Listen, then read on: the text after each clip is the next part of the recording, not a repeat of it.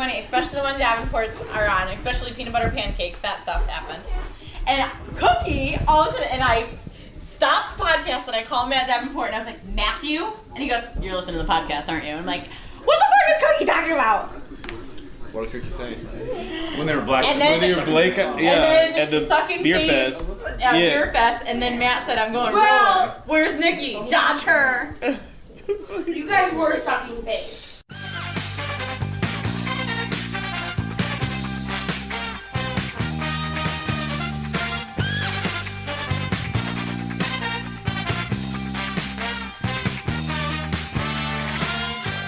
Welcome to $2 Steak, a pro wrestling podcast. It is good to be back, boys and girls.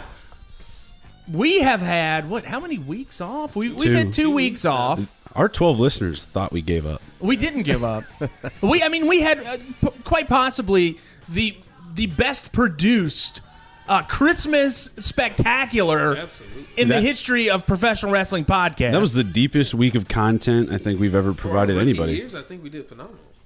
You know what I think was my favorite part was the steaks on the grill. The Yule log? Yeah, I love the Yule log. That was one of my favorites. It was pretty nice too. I put that on the TV. I watched it on the TV. It was very relaxing. But I mean, like, we can talk about what the real highlight of the thing was. It was Tolbert going through a table. Now Tolbert Conspiracy. Well, how was it a conspiracy? He didn't go through Question mark. He didn't go through the table. Oh, he kind of did. No, can we start with the table? The conspiracy of the table. Oh, go ahead and tell the conspiracy of the table. I feel like we've recorded me bitching at you about getting the table because it would likely not be there or not be functional. Probably a month or two ago? Yeah. Yes. You did. Yep. Yeah, and so Aaron, what happened when you went to go get the table? I was told not to get the table. So we decided to improvise, and that's what I'm good at, is improvisation. Aaron's good at shitting the bed and trying to come up with something on the fly. So and we did, and it included kicking out cross sections of his. Well, feet yeah. So well. Aaron shows up. I show up to Aaron's house early, and there's a what are those called? It was a pallet. A pallet, and he's got this big thick pallet, and he's like, yeah, and then we'll use these as legs, and they were about probably 12-inch pieces of weird section thing that you bought where? At a grocery store? No, I bought it at the Habitat for Humanity Restore for $1 a piece. Yeah, and they were just not going to work. They were not legs. And and Tolbert would have taken a big bump at that point. It would have been less distance than a coffee table. No, I think it would have been about the same distance. Well, it's not Tolbert through a coffee table. It's Tolbert through a table. So I went on a mission to hunt down legs for this damn thing, and it was the holiday traffic. It was kind of crazy. It sounded like you had a panic attack and decided not to. I was getting pissed because I couldn't find what I needed to where I went. So I was to the point where I went to Rose's. I was just going to buy a table. They didn't have any. Damn it, Rose's! Damn it. I was about to just buy all this shit on a table and just be like, can I just buy this table too? You know what they did have? Finn Balor action figure. And that's where Cookie... Oh, cool. Finn Balor a Finn Balor action figure. You still can't say it. Anyway, to get back to my shitty story, I pull back into Jaren's driveway and I'm pissed at him because he's... Exactly what I thought would happen happened, and so we're trying to fly by the seat of our pants. Zane Dawson, a professional wrestler, is going to be showing up later to put Tolbert through a table, and we have no table. And so I look at Aaron and I said, "It's got to be your gate." And he's like, "What?" I said, "It's got to be the gate to your fence. We're gonna knock your fence posts out and use those." And so we dismantled my gate. My gate now can like anybody can get into my backyard. Anybody, like literally anybody. I remember as I'm hitting it out, I'm like, Howard will build you a new one. You definitely told me that my father would build me a new gate. So my gate is open for any and all comers right now.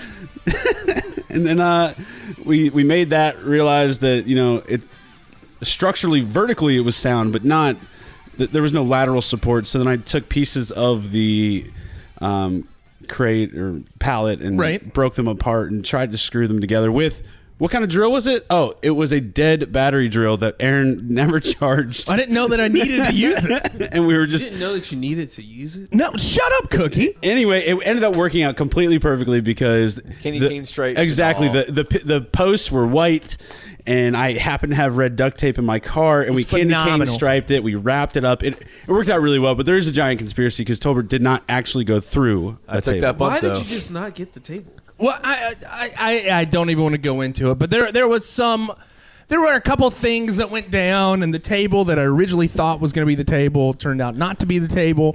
Tolbert sold so well on his I want bump. to say, Zane and I got Tolbert higher than he is now. His head's out of screen. Yeah, I got y'all jacked me up. Y'all just jacked me up.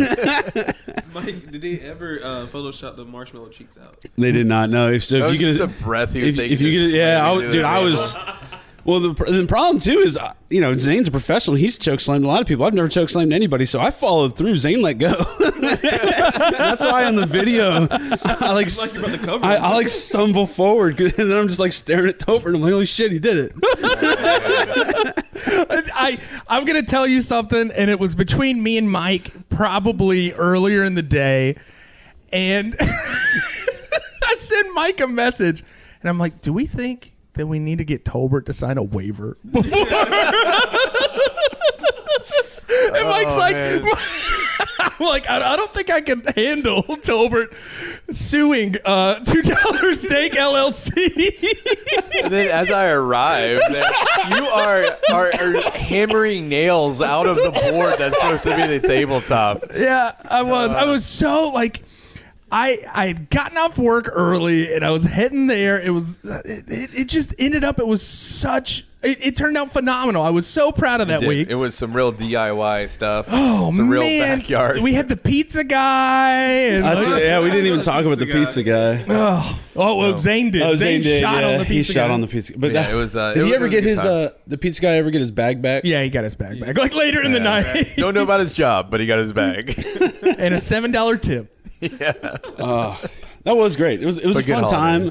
holidays. It was really professionally produced. I thought we did really well with that. The video looked phenomenal. All 4K video. So if you happen to listen to us but not follow us on social media, I'm not even trying to shout out Instagram or Twitter currently, but you need to go and mine through our Instagram or Twitter to get this content. It's at @$2steak_.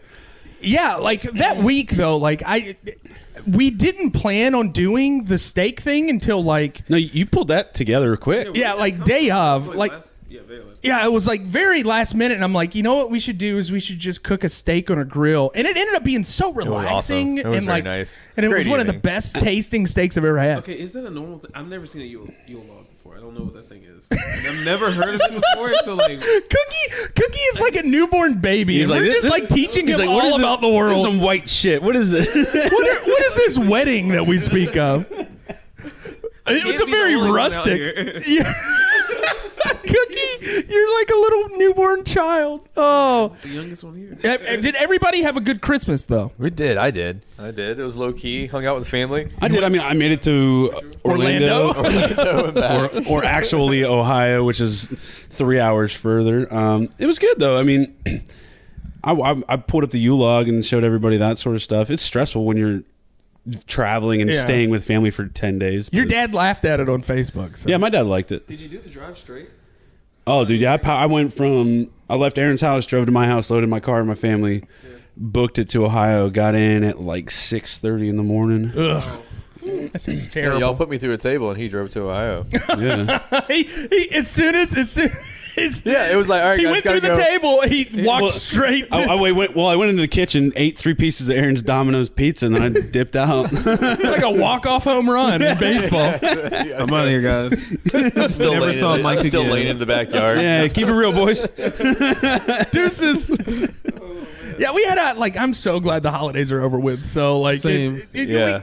Before the holidays started, I gotta tell you about this story. Oh, so I met God. a guy. He came into the clinic that I work at, okay, and he was wearing an OC shirt. really? OC, yeah. And I was like, oh, that's a sweet ass shirt. This is his response. He says, "Fuck the OC." Why? Why does he did? He said my friends went to WrestleMania last year and bought me this shit. I hate it. Who does he like? He likes oh god, what the fuck is his name? God, I can't think of his name right now. What does he look like? God, I'm blanking. Why am I blanking right now? Baron Corbin. What? Yeah, he likes fucking Baron Corbin and like yeah.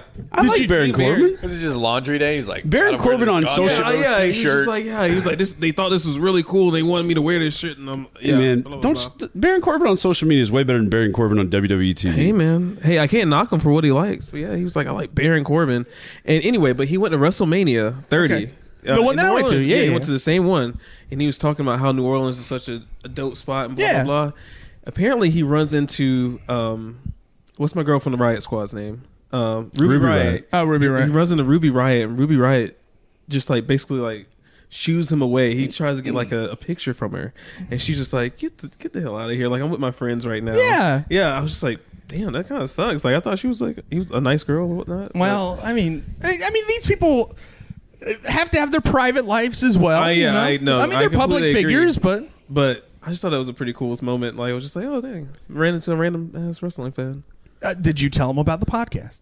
I could not. Did not. I could not because I'm at work and I don't need my ordinary people and patients. to know Right. Like my friend telling all of Mike's coworkers that you have a wrestling podcast. I was like, we don't need to talk about that. Yeah, you know what? I'm good.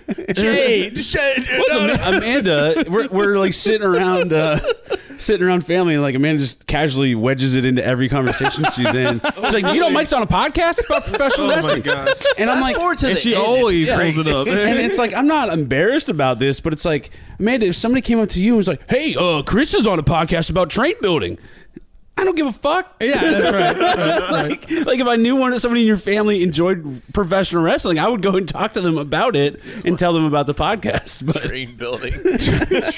I kind of would like to listen to a train building podcast. I bet it would be as like comforting as that Yule log. That Yule log. You listen to it for about 5 minutes and then cut it off. I don't know, man. I watched, I swear to God, the day of the Yule log, I watched it probably 10 times in the background while I was editing.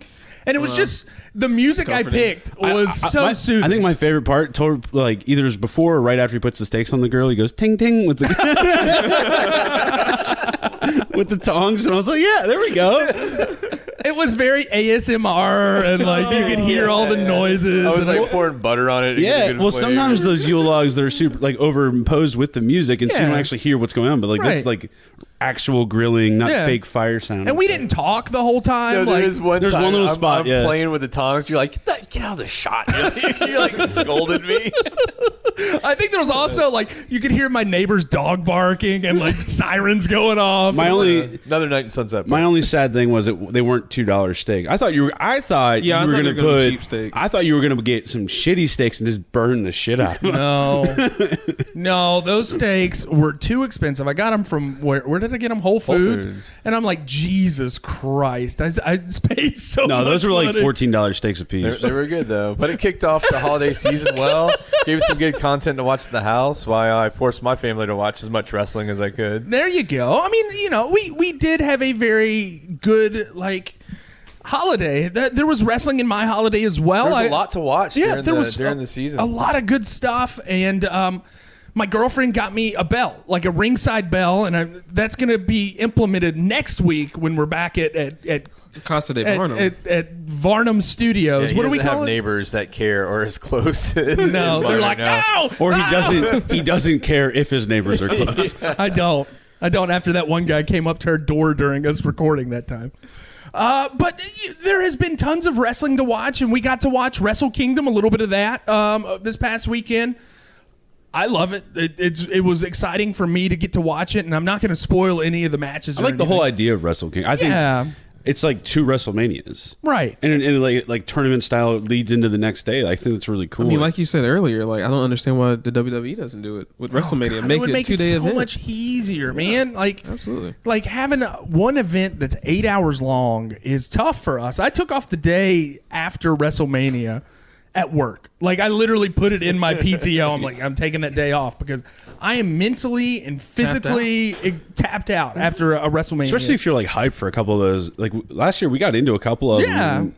Yeah, but by the end, you're just dragging. So if they could split that up into 2 days, like I think it would be way cooler. It would be so much easier as a fan, and it would bring in more money. I don't know if like one ticket could go both nights, or But it would make it easier if you're going to travel. Say it was in like the West Coast and we live on the East Coast. If we were going to travel to the West Coast for a 1-day event, that's a little harder pull than we're going to go for 2 days. Yeah, 2 days of wrestling. I would hate each and every one of you so much by the end of Really? No.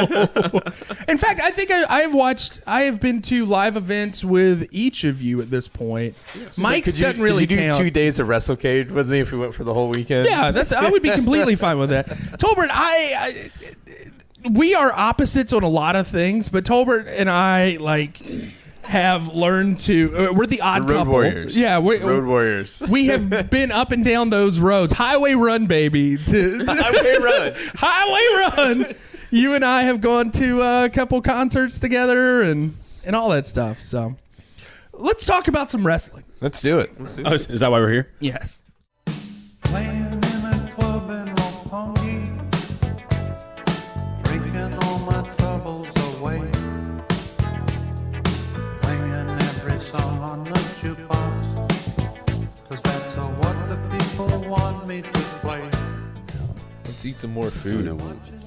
It auto-played the next video, and it says, Colin Kaepernick sides with Iran, trashes America, and rips all branches of the U.S. military.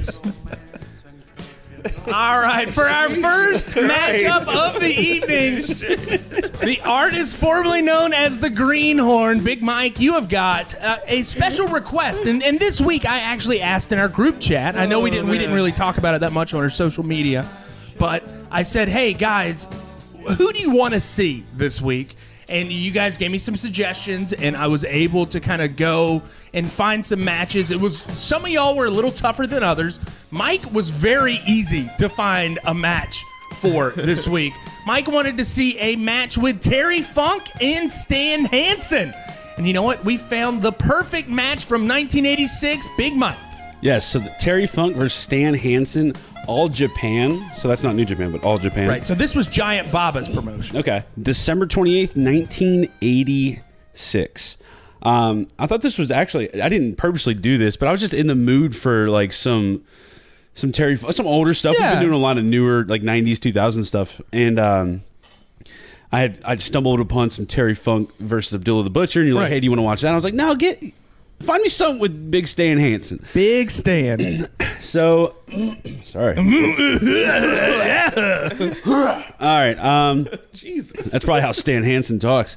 So the match starts, and I'm just going to kind of, I don't have a lot of notes, but I just want to paint a picture. Okay.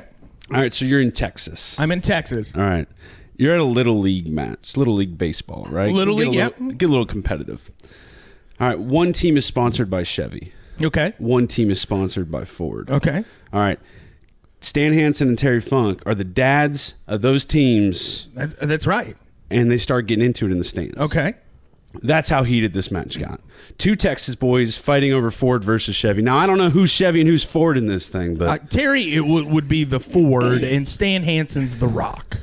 Okay. The Chevy. All right. I'm a Ford man, personally. That's why. And, I do like both. and can I just say that it's as heated and as intense as those battles can be. Yes. Terry comes out. He's a little younger maybe than Stan. I don't know. Yeah. He's looking fit. He's spry. He's fast. He's throwing hands, like faking it and all that sort of stuff. Stan comes out swinging that lasso like Bruiser Brody. I love it, I'm man. pretty sure he hit a small Japanese child. He probably did. And but it's like clearly They all signed waivers. Terry's a little scared for Stan because Stan gets in the ring. Terry slides out and he kind of evades him a little bit early. Stan multiple times and early on, in one instance, kind of baits Terry, kind of punks him a little bit. He holds the ropes open, kind of like they do for the women when they come into the ring. And then he did something else later on in the match too. But This match is as stiff as the apron. I think so too. There's no faking this. No. It's just these two Texas dads just beating the shit out of each other. And I couldn't believe it went as long as it did. It was like a 10 minutes of actual match time, but there was so much going on. I mean, between the chops and the elbows, dude. Terry at one point does a bulldog on Stan, goes for a second bulldog, and Stan just tosses his ass like out of the ring. It's we were talking prime Terry Funk, Yeah. Terry flopping. Yes. At one point, Stan throws Terry into the ropes, and Terry's ass goes through the middle rope. That's very early. And he's like holding onto the top rope, and then Stan just comes in and just boots his ass out of the ring. Another couple fun spots where was it Terry's like getting his ass tossed around the ring, outside of the ring. He like gets thrown over the barricade, somehow gets a Terry spot with a chair, throws a chair behind him, Yes. and then he like turns around, and then all of a sudden he ducks, and this Stan Hansen swings this chair and he smacks the ring post so hard. I'm pretty sure he bent the chair into a 90-degree angle. Like I was like, holy shit! If Terry didn't get out of that way, like He would have been dead. he was hitting it no matter what. Yeah. And then they kind of fight a little bit more, and somehow some more chairs get in the ring. We'll fast forward a little bit. Terry just goes insane and starts beating Stan Hansen over the head with a chair. Ref calls for the bell. Terry then hits the ref in the head with a chair. Right. He's beating the shit out of them, and then but then at this point, Ted DiBiase Right.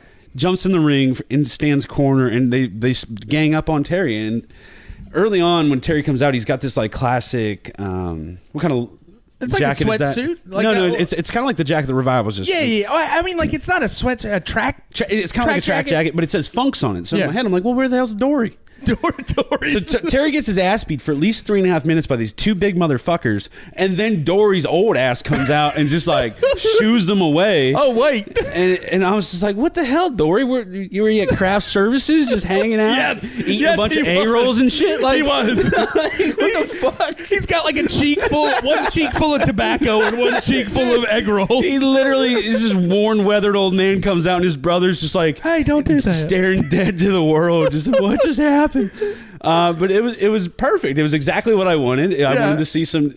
I mean, we've been watching a ton of Strong Style with the New Japan stuff this weekend, and so it's just a bunch of dudes just beating the hell out of each other. It was great. And you know, like the more I watch, and I haven't really dove into that mid '80s Terry era.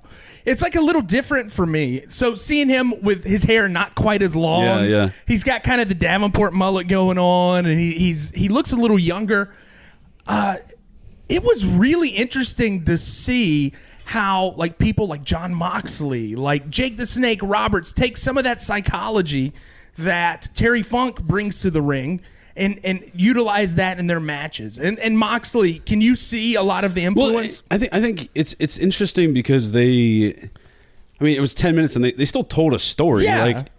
And it's just really cool. It's not a swagger, but it kind of is. Yeah, it's a loose cannon mystique behind these guys. And because you don't know what they're capable of, but you don't know what they're actually going to do. Right.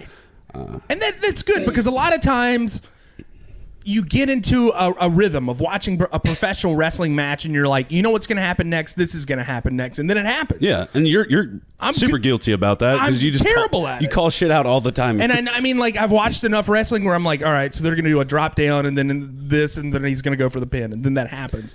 But with Terry Funk, especially during this time, I could not tell you what he's thinking in his head. Now, is that just because it's a older generation or older era, or is that because it's Terry? It's because it's a little bit of both. Like, I'm not as well versed with that earlier. I mean, that All Japan '80s style, but I'm also not as well versed. Well, I mean, with Terry, it's different because he is kind of that loose cannon where you don't know what he's going to do, and I do like that a lot. So take it as you will. Now, do you think they like called this in the ring, or do you think they were? That was completely. They were just called in beating ring. the shit out of each other the whole time. Just like, yeah, let's do this spot. Buddy. Yeah, probably while they were putting their tape on, they're like, "You just want to beat the shit out of each other." Yeah. Yeah, why not? Yeah. You sure? That's them spitting their tobacco out. All right. Oh my gosh! At one point, Stan Hansen has this like scowl Popeye look on his face, and I'm just like, I'm pretty sure he's got a fat wad in. Right, Oh yeah, the whole time. Could you tell? And this is how how nearsighted, and this is a story that's told forever. Like Stan Hansen was so stiff because he couldn't see anything, so he wanted to overcompensate his punches to make them more realistic. Well, they were just real. And they're just real. And that's everybody's like, well, he just really just beat the shit out of people. Like Stan Hansen was really that guy just beating the shit out of people. It was insane. It was a very fun match. I know he played college ball and a little bit of pro. Did he play for Texas? He throws a hook 'em horns. That's why I was just curious. I think, honestly, they may have played at the same college. I'm not sure. Don't quote me on that. I'll find out. That everybody came out of this one college in the 70s. It was like Dory, Terry, like their quarterback was Blanchard. Like everybody came from this one like college small in Texas Texas. school. And it was this tiny school. I can't even tell you. All right. Get me the. Oh, are you done with your match? I mean, I talked your final thoughts. Oh well, actually, final thoughts. You know, this was Chevy versus Ford, but Toyota won. America, like, I'm sorry. Cheap joke, dad joke. I like it. No, we talked about my kind of final thoughts. It was really refreshing, quick little. It's on YouTube. You can Google it and watch yourself two men just beat the shit out of each other. All right, give me your social media update. All right, before we get to the social media update, we are going to have our first unsponsored advertisement. All right, who is this advertisement? Just let me do my ad read. Okay. All right. Cookie. Yes. Do you know what's worse than a botch? No. Tolbert. Wait. Yes, I do. Finn Balor losing in any match. All right, well, Cookie, stop messing with my ad read. All right, I'm sorry. Tolbert, what's worse than bad weed?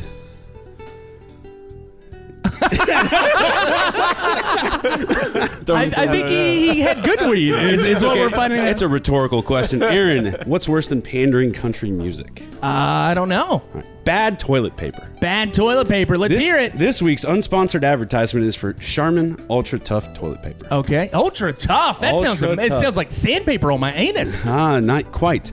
Have you ever just been sitting there, having done your business, looking at the roll next to you, praying to God it's got enough it's tough enough to handle what you just laid down? Yeah. Well, Charmin Ultra Tough is, as it says, the toughest toilet paper around, capable of handling all the crazy shit you throw at it. That is the. Hey, I'm not done yet. It's built like tough. It's built like a board, but feels like a pillow. What the fuck are we doing on this podcast? And that's why this podcast isn't sponsored by Charmin Ultra Tough, but it could be. We're pandering for advertising. Oh, okay. So we're trying to monetize. I'm not done yet. I got an God advertisement. damn, I don't know this stuff. Usually they have spot music under it when they've got radio commercials. Whether it's the one wiper that just needs the cool, quick confidence of clean, or an incident similar to spilling a gallon of chocolate milk, this paper shows up to do the job. Okay. Unlike Hulk Hogan. No. That was phenomenal. And that's our first unsponsored advertisement. To shoot on Hogan. Mike, I really like that. I am very excited about the sponsored ad reads. Tolbert, is this going to be a... So that is the first unsponsored ad read of social media update. Okay, so I like it. And social media crushed it over the holidays. I mean, we just had so much freaking content. I didn't even write it down because it was unreal. I mean, between our boy Zane Dawson retweeting pretty much everything that we sent out there. Thank you, Zane. Yeah, thank you, Zane. We gained a bunch of followers. We're up to close. We at one point hit 250. I got to find the two that unfollowed us because they're going to make the shit list. I didn't have time to actually find them. Hundreds and sometimes 1,000 engagements on certain things. Even just like bullshit. Yeah. Nice. So Twitter did great. Instagram has not had a post since. Cookie, you're taking over Instagram. I'm gonna have to. Since I the Yule was on log. vacation. I believe the Yule log was the last Instagram post. I was on Christmas vacation. I'm back. I'm here. But that's the social media update. I mean, we got into it with Brad Shepard a little bit. I called him gross, and he took a lot of offense to it. Yeah, man. I hit him with one. He hit back with two. I tried to stay professional and still undercut him a little bit, and then he didn't respond after that. So yeah, Brad Shepard's a weasel. He's a weasel. He's a fucking gross weasel. He is. He was all about and he's like, it's normal to like pictures of butts. Yeah, I consider myself an actual writer, and I wrote a list of the 10 best asses in WWE. but he didn't even put any guys on there. So, dude, you're a sexist pig and you're gross. There's a lot And of good- Davenport writes, "This didn't stink." Thanks, Davenport. It was just You're doing good. great, man. So I'm gonna keep trolling Brad Shepard and anybody else that Keep doesn't, doing it. Doesn't I hope he tickle made my the list fancy. today. I don't have a shit list because I was going to talk to you guys before this. I didn't actually have time, but I think two of the people that unfollowed us are actual other podcasts. So should I shit on podcasts? No, we'll keep it professional. I mean, that's why I didn't know if we were going to go back and forth or not. So we'll just keep it professional and shit on For now. individuals who unfollow us. Yeah. Hey, speaking of Stan Hansen, where is my chewing tobacco? Is it behind you, Cookie? Did you suck it up? It's right here, man. God damn it, Cookie was about to make the shit list. You're a fiend. All right. Well, on this week's shit list, we'll just go ahead and say Brad Shepard is on the shit list. Brad Shepard. Being a gross fucking pig, you weasel. Oh god damn, dude. Sexist bastard. He's got a good. You know what? I was very surprised that Brad Shepard did not block us on Twitter. You know what? I think that's my goal this week. Maybe I'll try to get blocked by Brad Shepard. It was so funny because there was a span of like every tweet that dude sent out. I happened to be on Twitter 2 minutes after, and he's not super popular. He's got like 10,000 followers maybe, but like nobody's commenting on it. So I'm the first comment on a lot of his shit. So he's definitely reading Like he it. posted the one thing about the WWE lawsuit, and I was like, dude, that's not a big deal. You're just trying to get like cheap hits. Like, so yeah, I'll just keep shooting my shot, see what happens. Brad Shepard. You little weasel.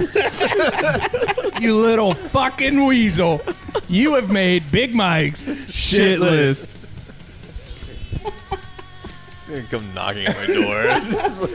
Hey, Dude, $2 steak, guys. He's got a fucking AirPod in his picture. He's just like he's got like a half. Oh my god! It's so stupid. Do you think I can recreate that picture this week? I want to and make that our profile picture of like. It look like he's just, or you can change it to his picture and it looks like he's just arguing with himself on Twitter. We'll see what happens. Yeah. All right, we gotta. Because I was thinking gotta about that brainstorm too. some We gotta ideas. figure out. Is this some guy ideas. trying to hype up a website and a shitty podcast? A couple $2 trolls over here. Yeah, I love it. That's the one thing about the man. internet. It's like I embrace being a troll. Everybody else doesn't. Why can't I? Yeah. Why not?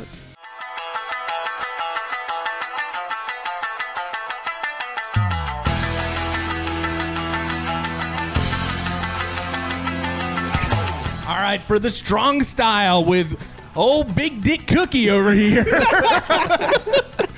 We have got.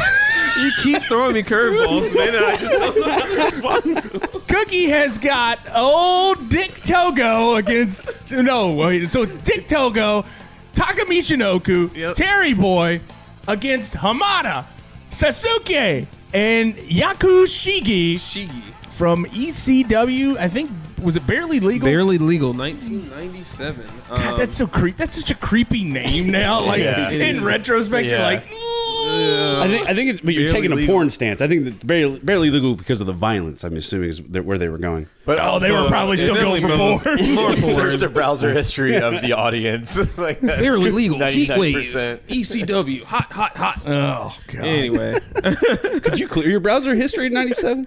No, hell, I totally did. Certainly I did. wasn't incognito. I did. There was no incognito mode, but there was a way to clear the cookies and the browser. no pun intended, of course.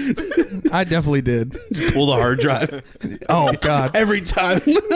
Just throw it out the window. I can tell you, my parents didn't know how to check history back in the day, but they did find Or a they stash. did, and they never told you. We had a laser printer, and I like one of those laser printers, and I would print out stuff, and I'd like fold it up and put it in my comic books. Everybody's turning off the podcast now. And somehow my mom was like organizing my comic books, and they all just like fell out one day. And Oh man. and that was the worst day of my life. This is where all my ink's going. You know how much toner is? It was expensive back God then. save your soul. Is it Sable? That's how I got busted. Oh, Sable. All right, Cookie, tell me about your match. Oh, God, how do I follow that up, man? don't Anyway, know, man. we got Terry Boy, Dick Togo, and Taka Michinoku. Who? Terry Boy, Dick Togo, and Taka Michinoku. Yeah, the that's name. it. They make up BWO. BWO, for everyone who doesn't know, is an ECW original faction made up of Big Stevie Cool, Supernova, That's and Who's the other guy? The Blue Meanie. The Blue Meanie. The one guy that with blue in his name. Well, anyway, so I guess they made the international jump over to Japan. To Japan. Anyway, Japan. I was going to ask you about that. Was that common back in the day? Yeah, I mean, like they did some with the NWO. Did some. We were talking about it one time, like Muda and like Masahiro Chono and all those guys. Like, yeah, I mean, like they have their own like Eric Bischoff and stuff like that, and like people that were like. I honestly don't know, man. Like, I wasn't able to like really follow all that stuff. You know, like it. Maybe if I were like 5 years older, I would have been a part. I'd like to think I'd been a part of that VHS trading group where everybody was, would. You know, everybody like. But I grew up in rural, or not really rural North Carolina, but I grew up in North Carolina, and it was not a thing to like.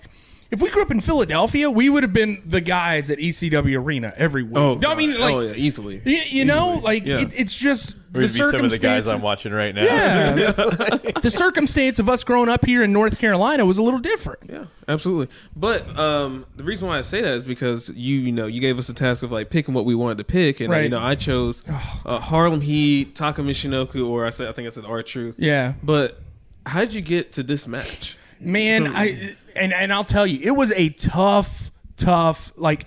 So you asked for Harlem Heat, R-Truth, or Taka Michinoku. Yeah. First off, I was like, you know what, man, I'm going to find an easy Harlem Heat match, and I like to keep our matches at least 12 minutes long. Yeah. Like 12 minutes, that's a good amount of time for us to be able to kind of breathe and talk about the match a little bit. Yeah. Especially for you. Your matches, the storytelling is a little more long form. It tends to be a little bit more longer. So this one with the 20-minute match, I was like, man, this is probably going to be a hassle. And the build-up was there. Like, there was a lot of build-up. And I was thinking 8 minutes of just, like, exposing everyone's, athletic abilities. Right. This is basically what I got. And there's a lot of shine between 6 people. There is. I mean, and BWO, you got like one uniform unit basically.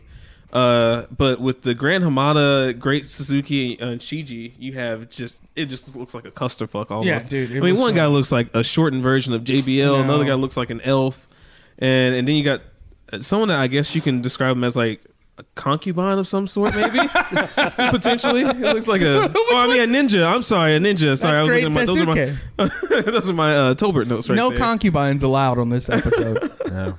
It's But- 2020. Still, it was a good match, and the reason why I liked ECW a lot back in the day was because they had a lot of international exposure. Right. Before WCW and WWF did their like own watered down versions of the same thing. Right. But anyway, let's get to the countdown. Let's get to Cookie's Countdown. Cookie's top 4. Number 1. Guys, I've never seen two people hold a guy in a headstand with his legs spread out like a wishbone. All right. Then you have another guy run in and do a drop kick straight to the dick. It was What am I watching? Did Dick do the dick spot? Dick Togo actually did do the dick spot. Nice. there you go. Yeah, so I think maybe that dick to go away from there. poetry in motion, I think is Sorry. what we should describe this as. Anyway, ultimate disrespect though. You got Dick Togo who uses the Great Suzuki as a platform for his cheerleading spot. Yes. And they just start flexing on him. Yes. Literally. I think Yes. that was pretty cool. Yeah. It was a nice little spot. Dick Togo, I appreciate him more after this match. Yeah. And then Terry Boy, who we didn't talk about, got his name from our boy Terry Funk. That's right. For his love of Terry Funk. That's right. So let's jump ahead to Number 2. there we go. Terry Boy with his vintage Terry Funk move, that like continuous leg lock that he does where he turns around in a circle, like basically like wrenching the leg. Taka follows this up with a brain buster, and they call that You didn't say it right. brain buster. Thank you, Cookie. There we go. I'm sorry. I apologize about that. Basta!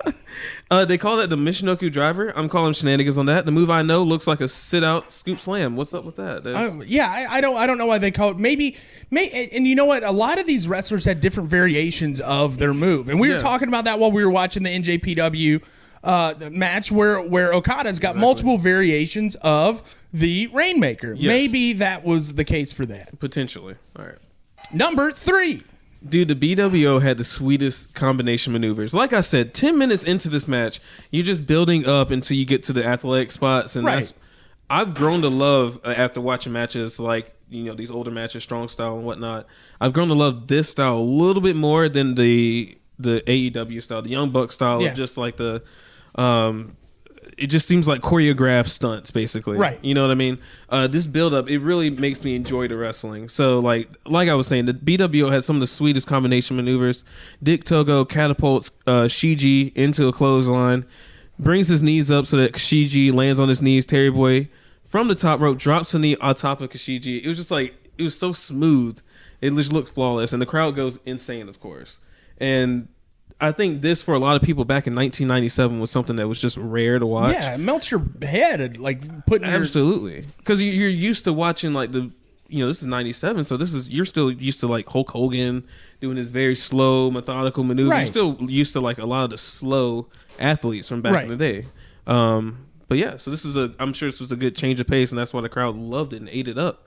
But number 4.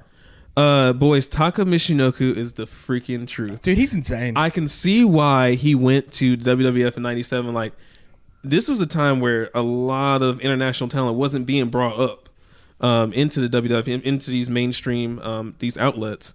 And Taka Michinoku is just a fucking athlete. Like, he's small, fast, and he can hit everything just about flawless. Yeah. I didn't see, there was one botch, and I'll get to that later in the honorable mentions. But Taka, like, he moves so quickly, and I don't know who he reminded me of, but like, he reminds me of a lot of these younger talents out today. And he definitely had a lot of influence on that, and I think that he trained a lot of guys too. And you can see it. I mean, back in the day, like, the Michinoku driver was like, it died for a little while. Like, no one really was talking about that, and then like, I feel like it had a resurgence around like 5 years ago. And now it's become like a staple in just about everybody's moveset. But anyway, he did a springboard dropkick, pinpoint accuracy to the back of Suzuki's head. Completely disgusting. And then he hit the Michinoku driver. And after that, I wanted that to be the win. But of course, you get the 2 count. And we get Suzuki. Suzuki eventually gets the dub. He hits him with I think it's called a tiger suplex. Is that what it's called? Yeah. Yeah, nasty move. I mean, Kenny Omega does his own variation of it. That's also nasty. Drop him around their head. But he gets the pin, 1, 2, 3. End of the match. Anyway, I'm going to go into my honorable mentions. The Elf, Shiji. Elf on a Shelf. And Terry Boy, who was given his name, like, again, for the love of Terry Funk. They go into this bit where Terry Boy tosses him out of the ring, and then Terry follows outside, and then the Elf slides back into the ring before Terry gets out. Pretty funny. But that baseball slide to the outside into a head scissor, pretty nice move, man. What? Pretty nice move, man. Pretty nice move. Man, this is Cookie with the Quiet Storm. Keeping you up all night. I'm trying to be professional here, man. So you can make babies. Am I going to be able to finish this spot? Yes. Pretty nice spot. All right, the botch alert. Botch alert. All right, man. Suzuki, they can't get Suzuki over for the double arm drag. You know what I'm talking about? I know, I do. Yeah. It was pretty bad. But, I mean, does he follow it up? Hell yes, he does. He takes out 2 BWO members with the springboard backflip, and then he hits a moonsault to the outside. And those are always gross because, like, Suzuki cleared over the guardrail. You know what I'm talking about? Yeah. But Terry Boy just doesn't. He just gets stretched out. He doesn't go over the guard well, so it just looks like he hyperextends his neck more than anything else. There was a couple moments like that throughout your match. And there are so many athletic spots in this match. I don't want to draw this on for longer than it should be, but like there are so many moves, and I can only have 4 spots in this, guys. Right. But let's talk about some of them. Spike pile driver from the top rope, double arm drag into a triple power bomb.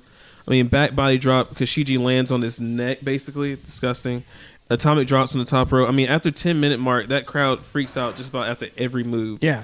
I mean, you get a holy shit chant, an ECW chant. This match is obviously 5 cookies. Really? Let's be honest here. Shit. Okay. I'm going to give it 5 cookies, yeah. Because it was so good, and I loved the build up to the match. Okay. And I'm a big tag team wrestling fan. You are a big tag team wrestling fan. I mean, they used every inch of that arena, and they showed out. And I mean, I can see why Taka Michinoku became the star that he is. And for 20 minutes, they kept it entertaining. Yeah, absolutely. And I wanted to know, like, do you know what happened to any of those guys? Did any of them amount to anything after? I mean, a lot of those guys, they come to America for seasoning. They want to learn. They want to learn more American style. They want to be, more eyeballs on them. Maybe working at ECW was a stepping stone for these guys to do more work in Japan. I know Sasuke, great to he did a ton of stuff, and he's got some classic matches with Liger. He's got some classic matches with stuff like a ton of guys. So maybe down the line we can focus on him. Matches. Yeah. Now, some of them are they considered legends in JPW? Oh yeah. Absolutely. I would think all of them are. Really? At this point, yeah. Even Terry Boy and Togo. I don't know. Probably not the same level as Jushin Liger, but they're still highly regarded guys. Oh yeah, that's awesome, man.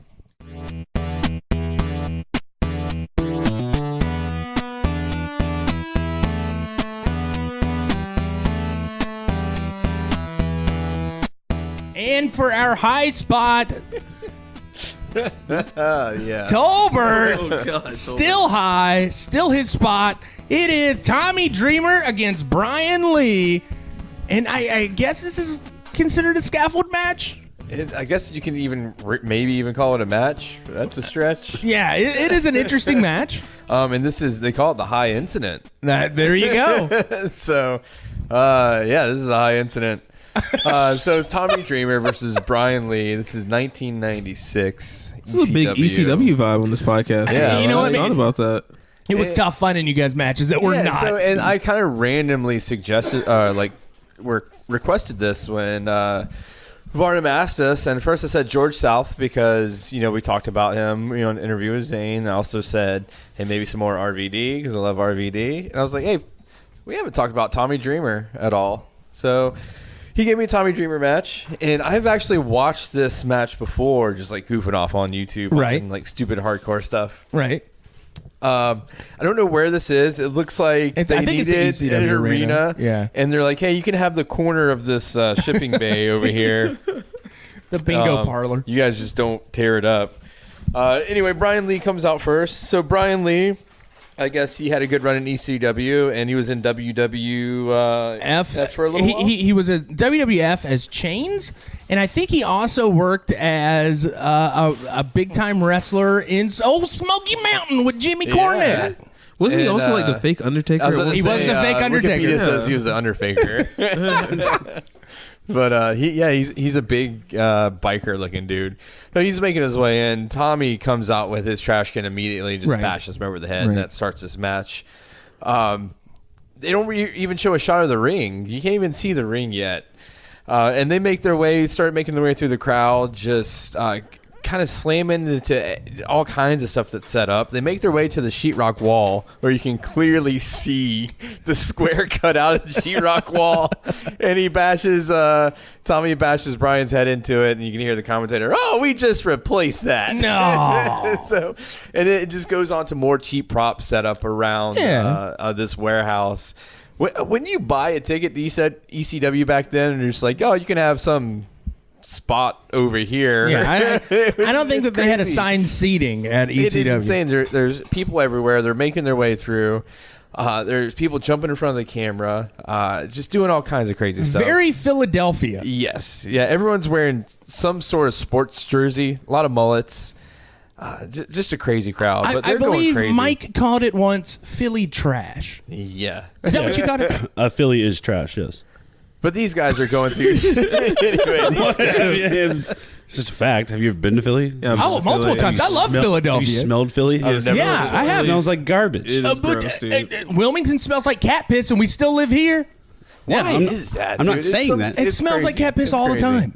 I'm not. Yeah, it's cool, but I mean, Philly is trash. So Anyway, so I'd go to Philly. I like Philly. But these guys, they're going through the crowd. They're grabbing everything, hitting each other with it, grabbing stuff from the crowd. It was a big thing in ECW. People would pick up stuff and try to hand it to them. Like, hey, Right. use this. At one point, Tommy goes to the concession stand. I guess he blades because he starts bleeding. Yeah, I didn't. Yeah, out of they nowhere. probably sold those at the concession stand. yeah. Here's a hypodermic needle. Bleed yourself at It home, was someone's kids. pocket knife. I had to stand up here, boys. I got a leg cramp. It was like one of those really bad ones too. It was like, oh. Anyway, Does smoking they marijuana continue cause on. cramps? They finally make it to the ring. You see the first shot of the ring, and it's filled with tables. There's probably I don't know, it's 20-something, There's 30 at tables. least 20. And my question is, how did they set this up, and who set this up? Everyone's like in the crowd. You paid for your ticket. You watch these matches, and then I don't know. All the trainees set him up. Yeah. What's a Philadelphia young lion called? Oh God. You. Hey, you. You shit. You piece of. Put that cigarette out. Or not in the middle of the ring. Give me one, then put it out. But you have all these tables stacked up. You have scaffolding, because this is a scaffolding match, over to the side of the ring. That's probably 30 feet in the air. Yeah, it's kind of high up. It's high up. And above the tables, you have this makeshift plank, if you will, plywood plank that's tied to the scaffolding of this building. I watched a documentary on this match, and they told me who helped set it. Well, it was like a mini. It was a YouTube. It was an interview. It was a with Tommy Dreamer. 15-hour documentary put together it was a short little thing. I think I was watching an interview with Sandman, and he was talking about this. Oh, God. No. Anyway, are you still on the Sandman thing? do you watch Sandman documentaries? Anyway, that's where Tolbert gets his opinion on women from. Another thing. just drinking Jack Daniels out of the bottle, watching Dude, YouTube. I would give so much money to have Ken Burns 15-hour documentary on professional wrestling, though. Have that guy doing a documentary. I'd watch that. You want to know my guilty pleasure? I've been working my way through the Civil War. Oh, Ken Burns Civil It's War. great. I watch it all the time, phenomenal. and I've watched all the Vietnam stuff and the World War II. And stuff. that one guy he's got as the narrator. But Hulk Hogan would not lay down. Anyway, speaking of not laying down, neither one of these guys is selling really well. Tommy's. They finally, after just kind of bashing each other, after someone took a nacho shot, someone grabbed the nachos. Also failed to mention someone dumped a beer on old Brian Lee halfway through the match. You also see some guy jump from the upper deck down to the lower deck as well. It's just pure chaos when they're going through the ring. Anyway, they finally make it to scaffolding. Tommy Dreamer's bleeding. They make it up and they go onto this platform, and it's just swaying back and forth. It's tied by ropes, by climber's rope. This is absurd. I'm watching right now. From the scaffolding. They have the corners tied off to another point to try to stabilize it, but it's still just rock. Every move they make, this thing's just rocking. It back looks and like forth. it's bending in the middle a little bit. Do you think that they were... Stick with me here. Do you think that they, coming to the arena that day, Tommy Dreamer walks up and the guy's like, well, the other scaffolding wasn't there, so I got this here pallet and I'm going to... And then the other guy's like, we're going to have to take apart your fence. We're going to have to stabilize this. Give me your climbing rope. But so they make it up there. They're wobbling. I mean, they can touch the ceiling of this warehouse that they're in. It was so crappy. Yeah. And under them are all these tables stacked up to about, I would say, 10 feet from the base of that platform that they're on. And then you just have back and forth, them trying to keep stable, punching back and forth. You have this kind of back and forth punch battle until you get Brian kind of halfway hanging off of it. Tommy punches him about 13 times in the face before he falls and hits the tables, and it kind of had the same reaction as I did when Zane put me through the table. Yeah. It didn't really break. He just kind of cascaded through all of the tables. To answer your question, it's looking like there are 12 tables. 12 tables. Did you actually There's a count? lot. Well, it's 3 tables deep, and there's a square of 4 tables. Thank you, Mike. But it's a sketchy spot. You have Tommy try to sell it a couple of times that he's going off, and he almost actually falls off. Oh, I wonder what they gave Brian. They were notorious for not paying their talent and really not being good about that sort of thing. Wonder what they promised Brian Lee to go through that. Is this before the WWE started subsidizing them? I think that they were subsidizing him already. And they're just not paying people. There's so much mess. Hey, you drunk fuck, come here and jump off the scaffolding. But and he does, and they just kind of all fall on top of him, and he's in just a heap of mess just under all these tables, and the crowd's going wild, typical ECW style. People are lifting up their chairs, just ECW chants, holy shit chants. It's just nuts, man. You got Tommy up top just bleeding, and I did it. Did you get what you wanted when you wanted a Tommy Dreamer match? Yeah, I did. I've been watching a little bit of him. Like, I'm not familiar. I wasn't a big ECW guy, but I've been entertained by Tommy Dreamer matches and stuff. And I've seen him come out in some of the newer stuff. I'm like, oh, that's cool. The crowd always gets really into it. Yeah. You didn't seem to like him too much. No, so as a person, he seems great. I'm just that style of wrestling is just not mine. You gotta respect his grind. And I've done a little research, and I guess he started with ECW as kind of like a baby face dude. He came up. He was just this muscle-bound Guido looking guy, and the crowd hated him. Yeah. So he had to do this kind of hardcore turn, and he's done it. Trash can. I've seen him do some crazy stuff, and I'm fine with it, but it's just not my bag. He's still doing it to this day, which is crazy. I know. To me. I shot a match with him like 3 years ago in the middle of Ziggy's downtown Wilmington. Yeah, what didn't you say? He broke? He broke a bunch tore apart Ziggy's. Tommy Dreamer is the reason why that building got condemned.